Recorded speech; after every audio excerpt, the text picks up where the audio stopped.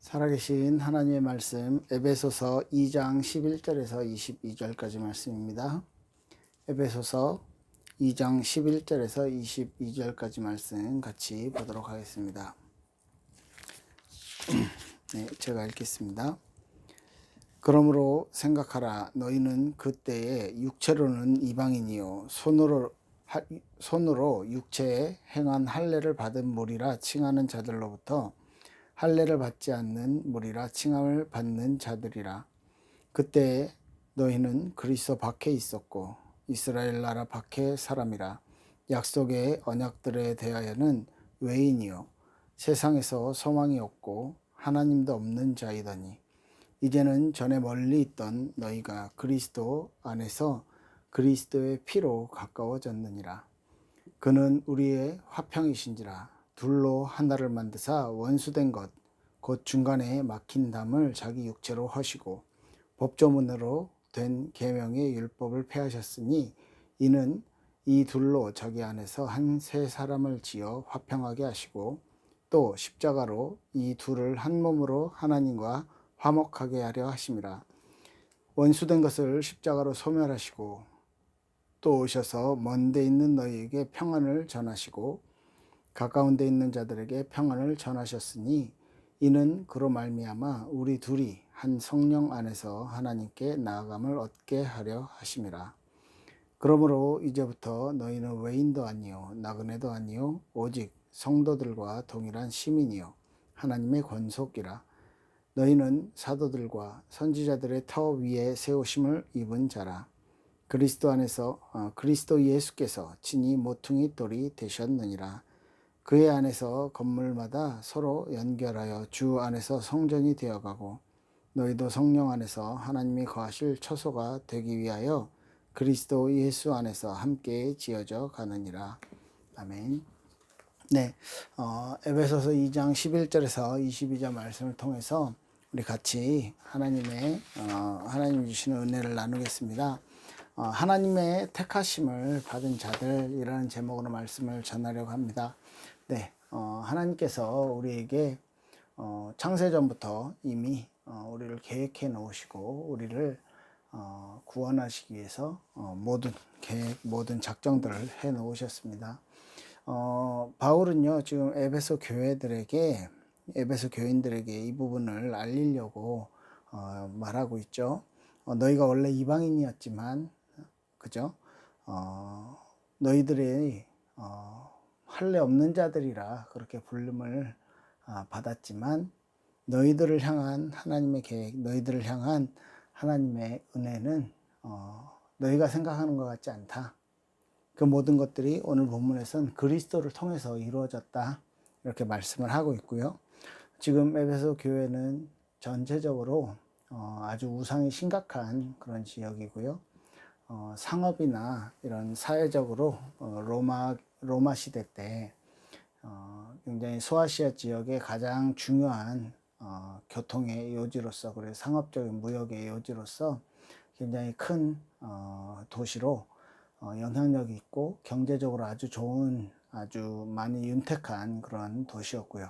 그리고 여신 아데미 신전이 있는데 이 신전이 세계 7대 불가사의로 불릴 만큼 아주 어마어마한 규모를 자랑하고 있는 그런 신전이 있습니다. 그 신전에 많은 사람들이 이제 순례를 하러 오고요.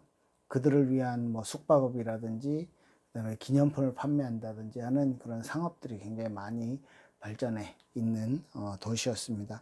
그래서 사도행전 19장에 바울의 사역들을 살펴보면 거기에서 이제 그 바울이 복음을 전하고 3년 동안 그 많은 제자들에게 복음을 전하고 제자들과 함께 전도운동을 했을 때 많은 사람들이 그 마술하던 책들을 다 불태워서 은 5만원치나 되는 어마어마한 양의 책들을 다 불태우고 복음 앞으로 돌아왔다. 뭐 이제 그런 이야기들. 그리고 그 이후에 보면 이제 기념품을 만드는 우상 조각을 새겨 만드는 그 일을 하는 사람들이 자기들이 이제 장사에 영향을 받으니까 기독교인들 때문에 장사에 영향을 받으니까 이제 폭동을 일으키기도 하고요. 그래서 뭐 크도다 아데미엇이녀 뭐 이런 구호들을 외치고 몇 시간 동안 막 소동을 일으키기도 하고 뭐 그런 일들이 있었죠.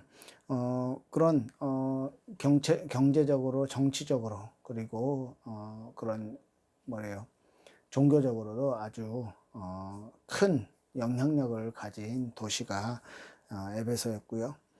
그렇기 때문에 그들 중에서 크리스천들 그런 문화의 영향을 받고 경제적인 많은 부를 가지고 있는 그런 지역에서의 크리스천들의 어떤 역할들, 그 위치들 이런 것들을 바울은요 강조해서 그들이 잘 알고 그들의 현재의 정체성을 잘 알길 원하는 것이었습니다. 그래서 보면 11절에 보면 너희가 육체로는 이방인이었고 할례 받지 않은 무리라 칭함을 받았지 않냐. 그러니까 유대인 중에 크리스찬이 된 사람들이 자기는 육체 할례를 받았기 때문에 너네들은 할례 못 받았지 않았냐 이렇게 이렇게 말하고 이방인으로 취급을 하고 이제 그랬었던 부분이 있었죠. 그런 이제 배경들이 있었죠. 그래서 그렇게 이방인처럼 먼저 그리스도 그때는 12절에 보면 그리스도 밖에 있었고 이스라엘 나라 밖의 사람이라 그리고 약속의 언약에 대해서도 외인이었다. 세상에서는 소망이 없었고 하나님이 없는 자였다. 그렇게 멀리 있던 너희가 13절에 이렇게 말하죠. 그 멀리 있던 너희가 어떻게 되었다고요? 복음 안으로 들어왔고 하나님의 자녀가 되었다. 그게 뭐냐면 13절에 그리스도의 피로 너희가 가까워졌느니라. 그렇습니다. 이방인이었던 완전히 복음을 몰랐던 너희들이 복음을 받게 되고 이제는 그리스도인들과 그러니까 성도들과 하나의 한 형제로서 한 시민으로서 하나님의 권속으로서 하나님의 가족으로서 이렇게 받아들여지게 되었다. 그런 얘기들을 지금 하고 있는데 그 그리스도의 역할 그 복음의 역할이 어땠냐면 13절부터 18절까지 쭉 설명을 하고 있죠. 그리스도의 피로 너희가 멀리 있었지만 이제 가까워졌다. 그리스도의 십자가와 제사함을 통해서 이젠 같은 하나님의 자녀가 되었다. 이제 가까워졌다. 이렇게 이야기하는 거죠. 14절엔 그리스도는 화평이라고 합니다. 둘인 이방인과 유대인들이 이 둘을 하나로 만들었다. 화평으로 그리스도의 화평으로 이게 복음이 아니고는 하나 될 수 없는 것이거든요. 그리고 원수된 것 그것에 중간에 막힌 담을 육체로 그리스도의 자신의 육체로 허셨다. 원수된 것은 누구예요?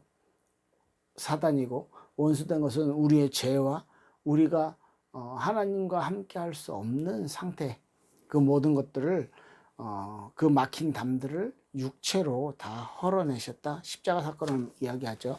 그리고 부활하신 그리스도의 육체를 말하는 것입니다. 15절을 보니까 법조문으로 된 율법을 폐하셨으니 율법을 폐했다는 얘기가 뭐니까 율법이 이제 필요 없는 거다.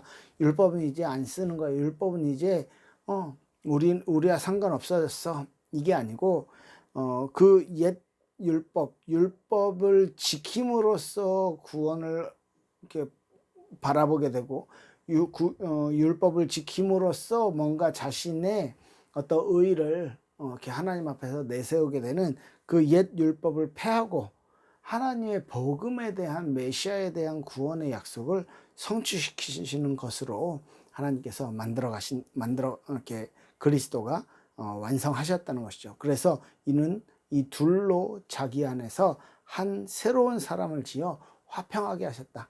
그 새로운 사람은 무엇입니까? 성도, 그리스도인이죠. 16절에 보니까 십자가로 이 둘을 한 몸으로 하셨고 하나님과 화목하게 하려 하셨다. 원래 하나님과 화목하게 되는 것이 구원이잖아요. 하나님과 다시 함께 하는 것이 구원이죠. 그렇게 만드셨다. 원수된 것을 십자가로 소멸하시고 그 원수된 것 사단과 죄와 하나님과 멀어지게 하는 모든 것들을 십자가에서 완전히 멸하시고 소멸하시고 그 다음에 어떻게 해요? 18절에 17절이죠. 먼 데 있는 너희에게 평안을 전하시고 또 가까운 데 있는 자들에게도 평안을 전하셨다. 그래서 복음은 평안의 복음이죠. 우리에게 참 평안과 참 안식과 참된 행복을 주는, 정말로 우리 인간에게 꼭 필요한, 하나님을 떠나서 죄 가운데 있는 우리 인간에게 가장 필요한 참된 안식을 주는 그 복음, 뭐예요? 그리스도의 생명의 복음이고요.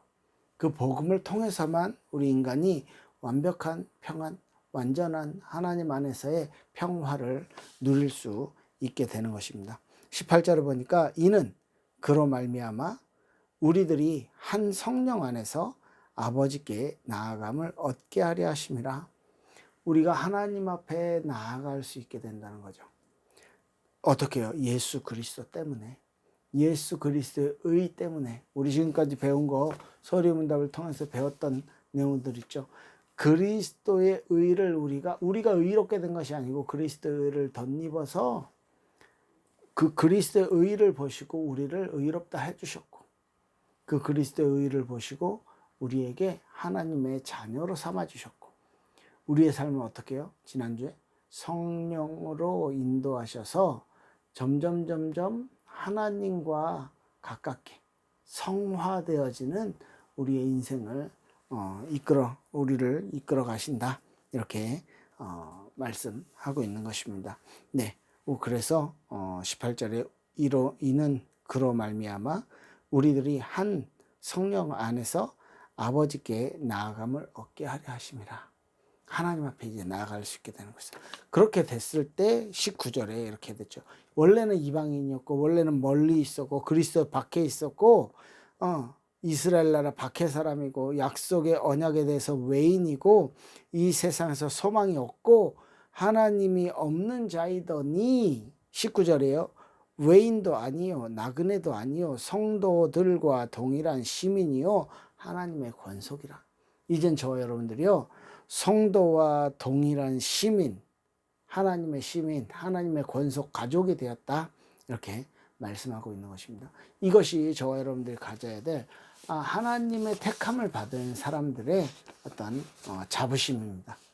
내가 하나님과 관계 있는 사람, 하나님의 권속이 되었구나, 내가 하나님의 이제는 가족이 되었구나, 하나님이 나를 신경 쓰시고, 하나님이 나를 기뻐하시고, 하나님이 나를 관심 있게 지켜보시는 그런 사람이 되었구나, 이것을 알게 되는 것입니다. 그래서 원래는요, 하나님이 창세전부터 우리를 예정해 놓고 우리를 택하셨다, 이걸 바울은요 에베소 교인들에게 전하고 싶었던 거예요. 왜? 그렇게 너희가 우상과 그 다음에 경제적인, 정치적인 여러 상황에 영향을 받는 너희지만, 너희들을 향한 하나님의 특별한 계획이 창세 전부터 이미 있었다. 그래서 하나님으로 택함을 받은 거, 그리고 그리스도 안에 있는 신령한 복이 영세전에, 창세전에 이미 예정되었다, 이렇게 말하고 있는 것이고요. 그리고 에베소서 2장 8절 9절 보면 그 은혜로 그리스도에 의해서 구원을 받게 된 너희들, 그 너희들이 이제는 어떻게 되냐면, 에베소 2장 5절 6절에 그 그리스도와 함께 하늘에 앉히신다. 그래서 미래에는 어떻게 해요? 우리의 미래는 하나님의 그 상속자가 되어진다 라고 분명히 이렇게 우리에게 메시지를 전하고 있는 것입니다. 네, 그래서 이렇게 이방인이었지만 이제는 하나 되게 하셨고, 새로운 사람으로 만드셨고, 그래서 그리스도께서 이렇게 우리에게 구원의 축복을 주신 그 결과는 우리에게 아까 하나님의 권속이 된다고 했는데, 그 하나님의 권속이 되게 하셔서 우리를요 교회로 이끄시고 교회로 인도하시기 위함입니다. 그래서 20절에 보면요, 사도와 선지자들의 터 위에 세우심을 입은 자들이고, 그리스도 예수께서 친히 모퉁이들이 되어서, 저 여러분들이 사도와 선지자들의 터 위에 세우심을 받았다는 건 무슨 말이에요? 구약 성경에서 내려오는 그 복음의 메시지, 그렇게 해서 선지자들을 통해서 전해져 왔고, 그리고 사도들을 통해서 이 복음이 예수님의 예수님의 가르침을 직접 받은 사도들을 통해서 이 복음이 확산되고 전달되어서 그 터 위에, 그 발판들 위에 이방인인 너희가 세우심을 받게 되었다. 그리고 그리스도께서 너희들을 위해서 모퉁이 돌이 되었다. 가장 집을 지을 때 가장 힘이 많이 받는 그 모퉁이의 돌, 가장 중요한 역할을 하고 하는 그 모퉁이 돌, 그 모퉁이 돌이 그리스도가 되셨다. 그래서 21절에 그의 안에서 건물마다 서로 연결하여 모퉁이 돌 대신 그리스도를 통해서 건물들이 서로 연결되고 주 안에서 성전이 되고, 그죠? 성전이, 너희들이 성전이 된대요. 그리고 너희들의 모임이 성전, 우리 각 개인이 성전이 되고 우리들의 모임이 성전이 되어지는 것입니다.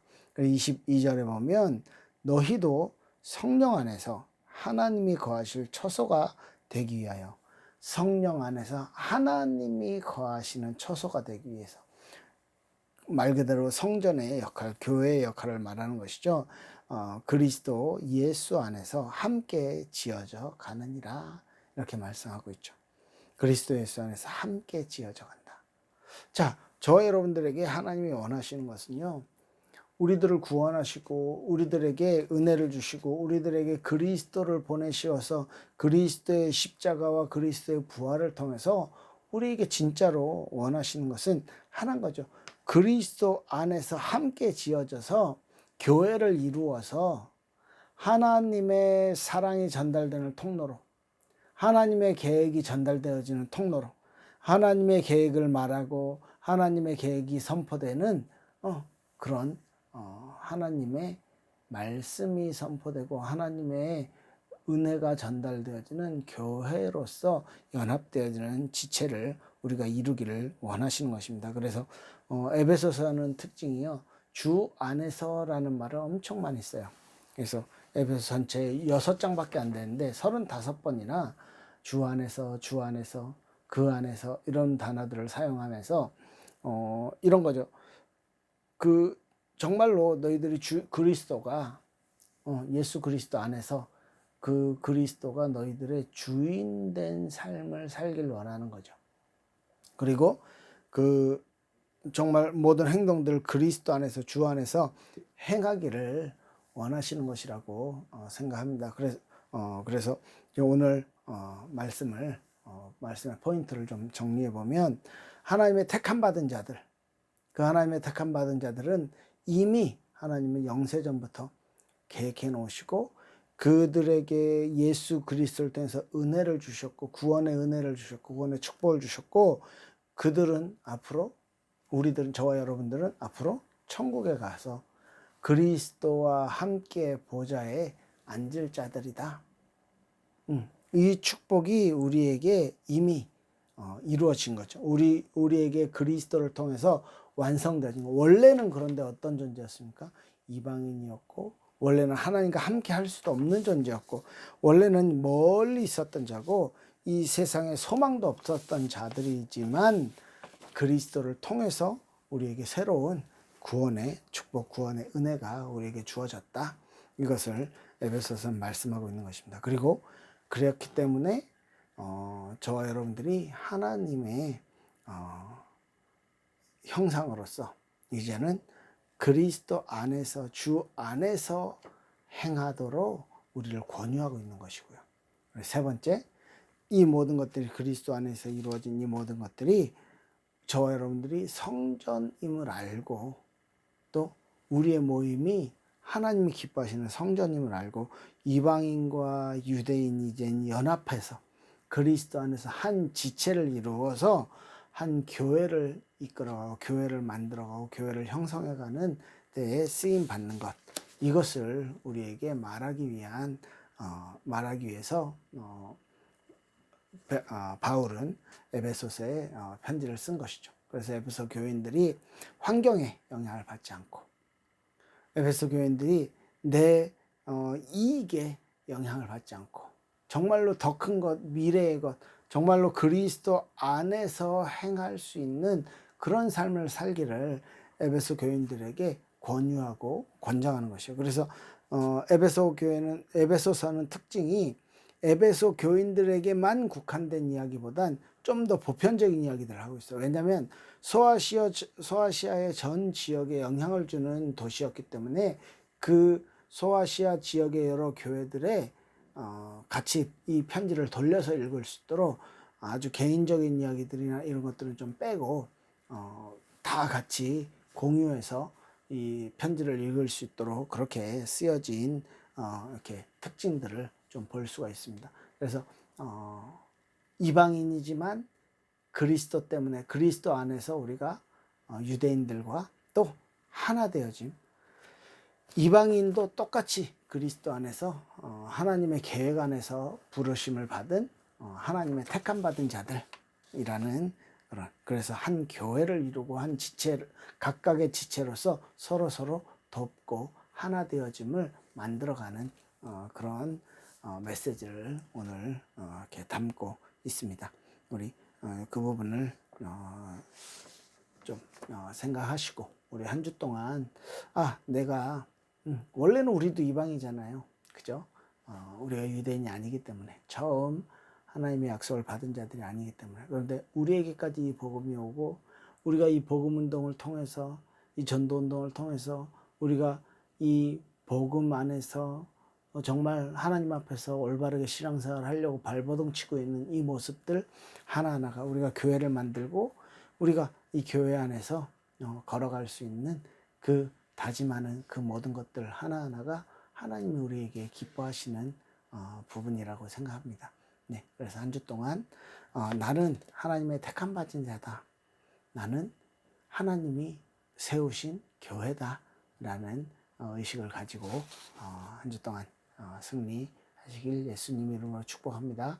기도할게요. 하나님 감사합니다. 우리에게 주신 이 구원의 축복이 그리스도 안에서 이루어지게 하시니 감사를 드립니다.